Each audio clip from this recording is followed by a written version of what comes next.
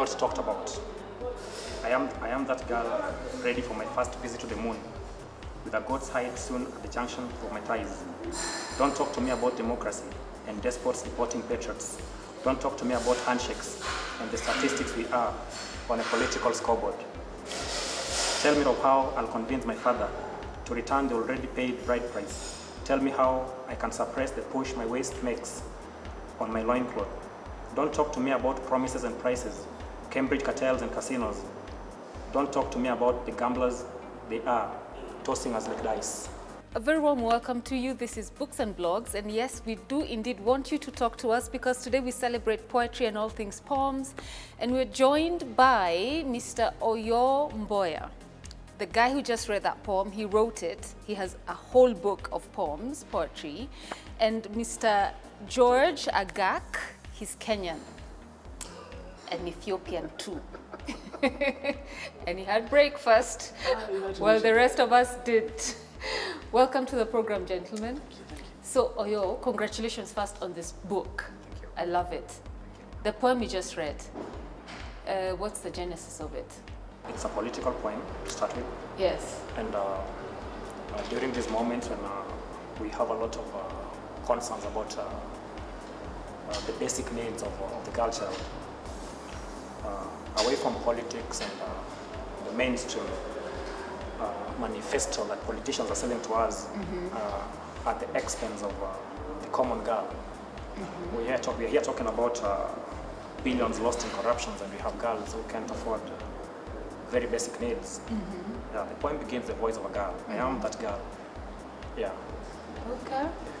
So political upheavals, so you just became the voice of the girl. Exactly. Do you have anything that represents the voice of the boy? Yes, I do. Okay. Yeah. Is it off head? It isn't often. It's not off head. Okay. When did you start writing this book? The book has been in progress right from 2014. The writing of poetry never ends. So it's been something I've been writing and rereading, and you get to change some stuff. Yeah. Words, lines, and whole poems. Yeah. But at one point you decided it needs to be published anyway. You had to stop. That is part of the many reasons why the book hasn't gone out on print. Okay. Because you're still cleaning it up, polishing it? Yeah. You don't think it's good enough? No, Or you're a perfectionist? I'm not. Actually, I'm a body of flaws. You're a body of flaws. Yeah. All your words have to sound like that. Like Rithi, Nini. And inadequacies. But about the book, I really need to put a complete package out there for the people, and I don't think it's complete enough. There are things I need to readjust. Okay. Yeah. Have you always been a lover of poetry? Yes, I have. What's that background like? Right from kindergarten. Okay. The singing of London Bridge is burning, and there's another one, a black sheep. Yeah, exactly. Those are poems, lovely ones. Yeah. Exactly. Okay. So what was that journey? I want your journey. I can talk about the journey when I get to the end. I'm on that journey. You're on the journey. No, the beginnings of this journey. The beginnings were way back when we used to sing songs in nursery school. Yeah. And poetry is song. So I've always believed that human emotions can be sent out in songs. Yeah. Agak, you're also a published poet. Yeah, I'm a published poet. Tell us about yours. My book was published in 2018, and so far it's done well. It's done well. Yeah? Yeah. Congratulations. Thank you. So how big is it? How many poems are in there? About 50 poems. Oh, wow. Yeah, Okay. about 50 poems, Yeah. and just inspired by the daily goings and comings. Yeah. So no particular themes, just what's happening today, you're inspired, you write. You know, there's one thing about having thematic poems, because you pretend that the other facets of your life are stagnant. You understand? And you concentrate in one thing, and life isn't that way. Life is spontaneous. One thing comes and another goes. So you can't only write about the things that come, also write about the things that go. So that is why I decided that that book isn't going to be themed around one subject. Yeah. Okay, why the title Nothing Underneath? Nothing underneath. It's a title, it's a poem inside. the book. Okay. Yeah, okay. yeah. So there's a poem actually with nothing underneath. I see. Yeah, and it's just about the emptiness of a soul. Just you're just bearing yourself to the world that this is who I am. These are the struggles I go through. These are the dreams I've had. These are the aspirations I'm having. But at the moment, this is all I am. There's nothing underneath. What you're seeing is what you're getting. Yeah, yeah. This is all there is right This now. is all there is Yeah. right now. Okay. If there's any better, then it's a dream. If there was something that wasn't there, it's the past. But right now, this is it. Yeah. Yeah. Is there an active poetry community where you come from, which is Homa Bay County, right? Yes. Yes. No, there isn't any. Okay. But we are trying to initiate one. Okay. Poetry has evolved down to the level of spoken word, so we do celebrate that. Okay, when you say devolved down, meaning? Meaning we had the structures initially, what defined a poem and what defined poetry, the set rules and standards. Educate us. So what's the difference actually? I believe spoken word is more or less of wordplay. Wordplay. And, there are structures that defines a poem. Okay. Yeah. With spoken word, it's poetry that I doubt if it can be written and celebrated in the written word.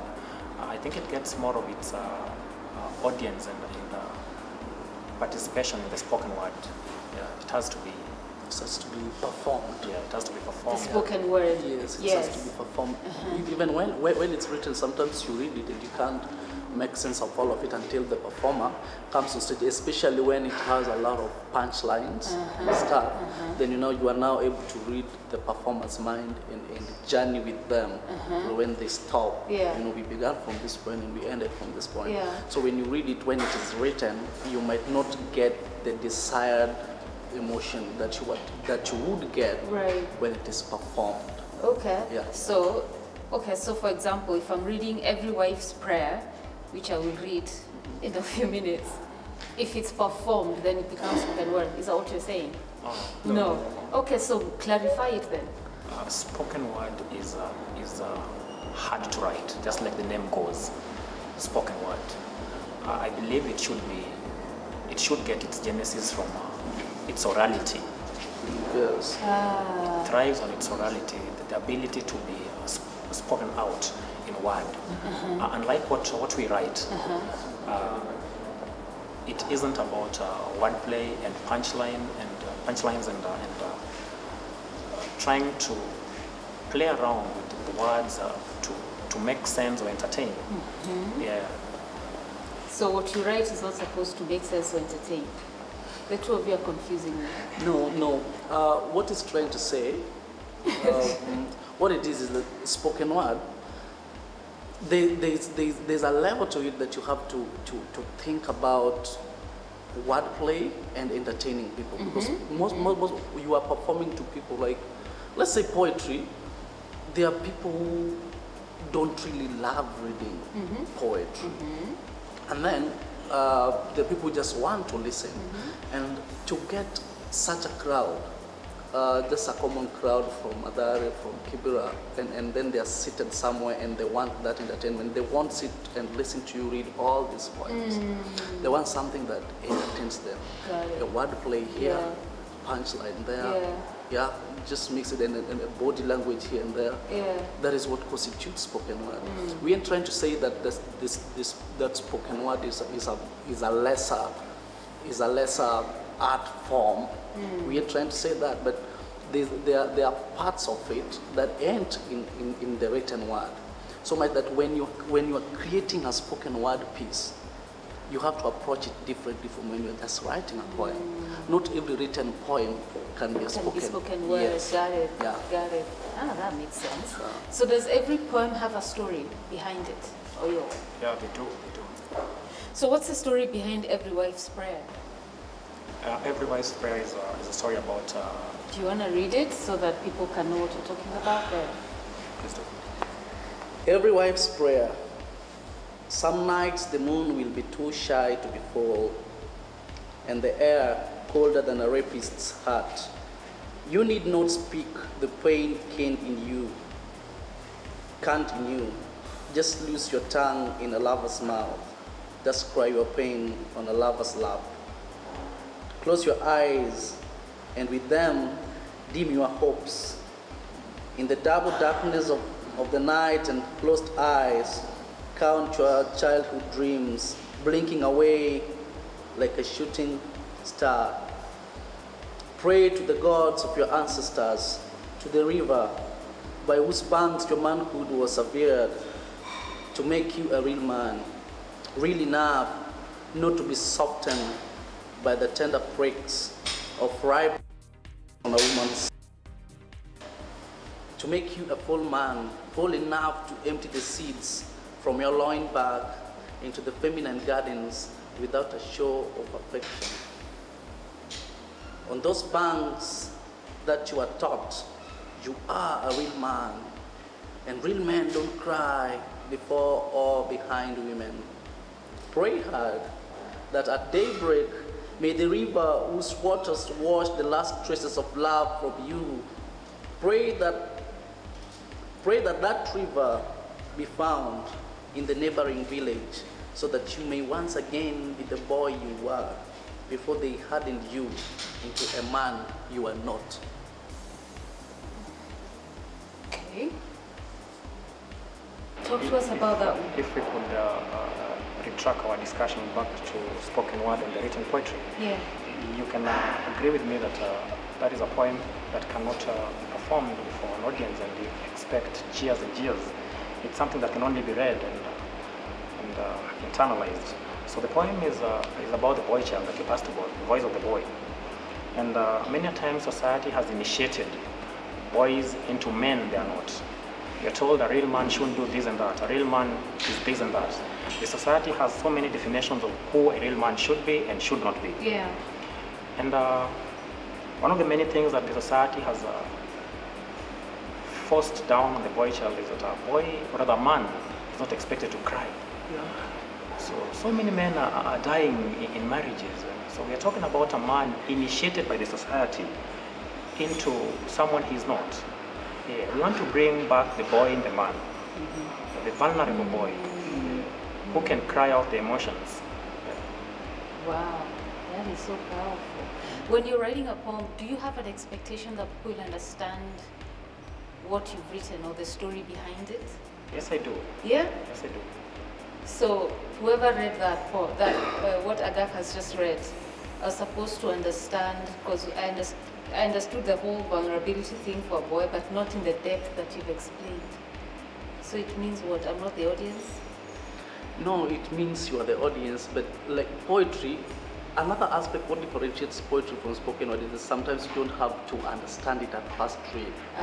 You have to meditate upon it, just read it and go through the lines again. When you read it like that, this just words hitting your ears, and then you read it a second time, and then you join the dots. Yeah, so it starts to make sense. Second reading, third reading. Yes, this person is talking about vulnerability. This is what he's trying to say. Sometimes a poem may be a little deeper than the words say it is. Especially when you read Oyoo's poems, they find that every line there's always some twist into his poems. Sometimes you begin reading his poem from the beginning and then you understand it. The last line, you've read all this poem, it might be a whole page. Yeah. And then when you are reaching the last stanza, and this is what he was talking about. Yeah. So, so poetry, sometimes you just have to read and meditate upon that. Yeah, I like that. This is what it's saying. Yeah. This is it. I like that. Yeah. So when you take that poem and perform it to an audience, you are reading it, they don't even have a reference point. You're reading someone is busy on the poem, so he's lost a stanza or two. Yeah. By the time you are reaching the last line, they haven't asked anything. So Got it's, it. yeah. Got it. It's beginning to be clear, the difference between the two. Yes. It's a very thin line, but the more you keep explaining it, the more clarity I get. Yes. Okay. What did Wangeshi ever do to you? There's a poem on Wangeshi, and my name is Wangeshi, by the way. So when I saw that poem, I said, what? It's very rare to see my name written about. What did Wangeshi do? Next time you see Wangeshi, one of my most favorite poems. Huh? Is it? It's one of your most favorites? Exactly. It's a poem on tribalism and the dictates that you have to, with marriages and human relations. We've always been told, when you're growing up, your parents let you play with the Wangeshis, but when you get to some point where you want to play your own games with Wangeshis, they begin to draw barriers. Who draws barriers? Wangeshis? Culture. Culture Begins to draw barriers. So this poem is about a gentleman who so much loved Wangeshi, and. But why did you pick that name? That's what I'm curious about, because it's not a common name to read. It's Joki. I love the name Wangeshi. Ah. Yeah, all the Wangeshis I've met are beautiful ladies. I am Wangeshi. In fact, exactly the way you spelled it, C-H-I. No, there are two spellings. Okay.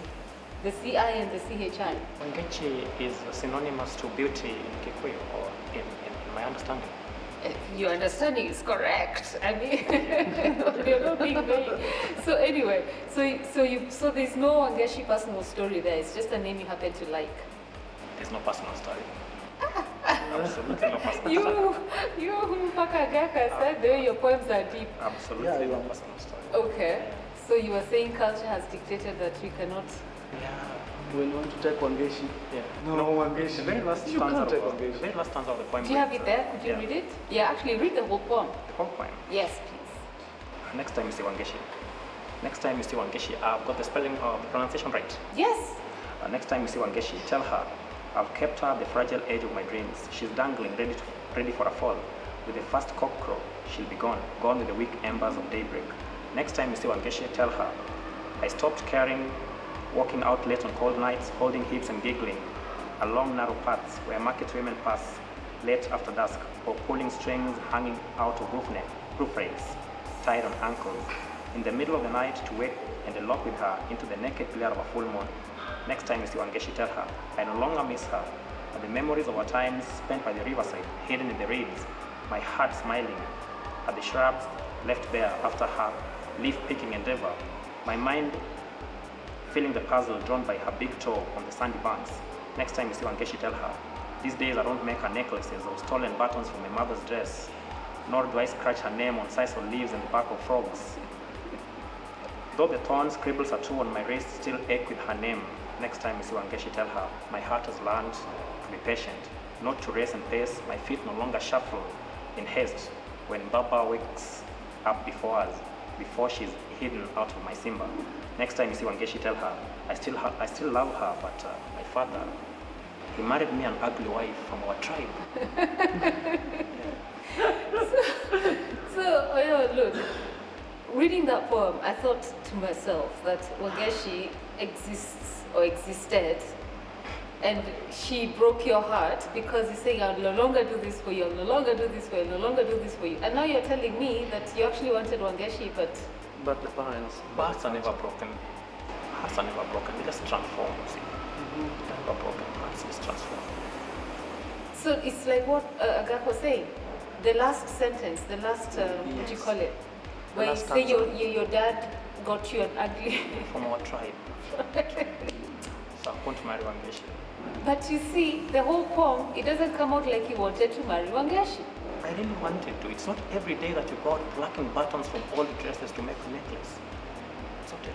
But then, so what are you saying? What I'm reading, I'm supposed to be doing the opposite. Because I'll no longer do this, I'll no longer do this, I'll no longer do this. I want to understand your writing style. Once your father has pushed an ugly wife into your Simba, you have to live with her. And you have to stop thinking about Wangeshi. For the oneness of the community. Exactly. From our tribe. Them to wait to. Yeah, I get that. So you're telling me there's no truth to this poem. But earlier on you just told me every poem there's a story behind it, an experience. Where I come from, there are people who have wanted to bridge ethnic barriers and gaps. There's a time I once heard an old man asking a young boy in a clan meeting, but please point to us the home of let me use Kikuyu. Point to us the home of a Kikuyu grandmother around here, and we couldn't find any. Couldn't find an old Kikuyu granny. Oh. Yeah, in the whole village. And so, But you're hearing of young men marrying wives that you don't see where they age. And so, So when they're married, where they take him? we don't know. We don't know. but we just know that they don't grow home. They don't grow old in low homes. They age That is what elsewhere. the old man is Like trying true to show. story. They age elsewhere, honestly. No, as in that story you're saying is a true story. This one is a true story. Yes. This is a true story. They age elsewhere, away from their marital homes, and so the boy was asked, "How special are you that you're so sure that this young, beautiful Kikuyu girl, Wangeshi, is going to age here with us?" And so they pushed an ugly woman Why are you insisting on the word ugly? because it's not your she child. wasn't his His preference. Exactly. Yes. So where do you think these young men take their Wangeshis once they marry them? Where do they age from? I know you know. Why are you looking at Agak? He doesn't know. It's your poem. He won't ask you this time. Where are they taken? See, Agak has been in Nairobi almost all his life, so Yes. he knows where the Wangeshis age better than I do. Oh, where do they age then? What is his age in Nairobi? You see, this poem draws a lot of its strength from the battle of the body of the late SM Otieno and Mboya. Yeah.